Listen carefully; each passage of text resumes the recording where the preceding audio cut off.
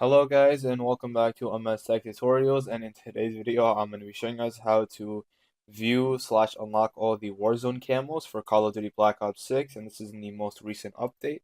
So let's go ahead and check it out.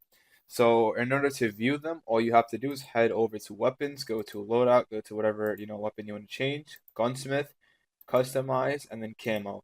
Now from camo you want to make sure you are specifically under Warzone, and then once you are here, you can view all the camos. And basically, for there are now 4 mastery camos instead of the original 3, like it is for zombie. Oh, actually, oh, never mind. There was always 4.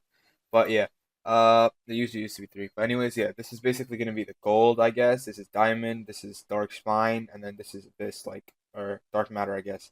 This is like the equivalence of it. And yeah, that is basically how to see in order to unlock them, and it is pretty easy. It's just get 100 eliminations. The challenges aren't too difficult, and yeah, it shouldn't really take that long. Like for example, the gold is just get 5 kills while being most wanted. That's very easy.